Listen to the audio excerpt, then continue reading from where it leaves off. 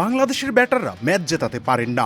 অস্ট্রেলিয়ার কাছে এক ম্যাচ বাকি থাকতেই টি-20 সিরিজ হেরে এই কথাটাই যেন প্রমাণ করে দিল লাল সবুজের দল।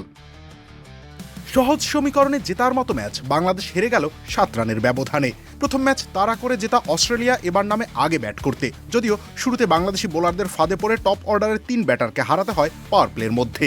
সে সময় ম্যাট রেনশা আর টিম ডেভিডের বড় জুটিতে বড় সংগ্রহের দিকে এগিয়ে যায় অজিরা। ডেভিড 45 রান করে ফিরলে ভাঙে 97 রানের জুটি। ম্যাচের বাকি সময়টা বাংলাদেশি বোলারদের উপরে তাণ্ডব চালিয়ে শেষ করেন ম্যাথু রেনশা।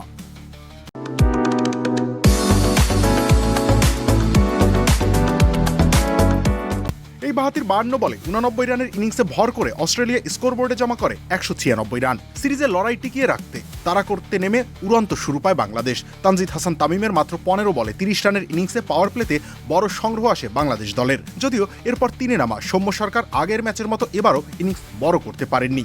অন্য ওপেনার সাইফ হাসানের সাথে জুটি গড়তে তখন এগিয়ে আসেন পারভেজ হোসেন ইমন। 22 বলে 36 রান করে ইমন আউট হওয়ার পর সাইফও সাজঘরে ফেরেন 42 রান করে। ইমন আউট হওয়ার পরে বাংলাদেশের প্রয়োজন ছিল 7 ওভারে 65, হাতে ছিল 7টি উইকেট। কিন্তু সহজ এই তাড়াটাই করতে গিয়ে ব্যর্থ হলেন বাংলাদেশের ব্যাটাররা। অধিনায়ক তাওহিদ হৃদয় ক্রিজের শেষ পর্যন্ত থাকলেও খেলতে পারেননি সময় উপযোগী ইনিংস। শামীম হোসেন পাটোয়ারি কিংবা আব্দুল গাফফার সাকলাইন দায়িত্ব নিতে পারেননি। নির্ধারিত ওভার শেষ করে বাংলাদেশ 189 রানে। সহজেই যে লক্ষ্য তাড়া করে ফেলা যেত, সেখানেই ব্যাটারদের দায়িত্বহীনতায় হারের মুখ দেখতে হলো বাংলাদেশকে। বোলারদের কখনো হাত ছুটলেই যেন ম্যাচও ছুটে যায় বাংলাদেশের। ভালো শুরুর পরেও অস্ট্রেলিয়াকে অল্প রানে থামাতে পারেনি মুস্তাফিজুর রহমানরা। তারা করার পথে আর দায়িত্ব নেওয়াটা শিখলেন না বাংলাদেশের ব্যাটাররা। তারই শাস্তি হিসেবে সিরিজ হারাতে হলো এক ম্যাচ বাকি থাকতেই। রবিউল ইসলাম রানী, খেলা 71।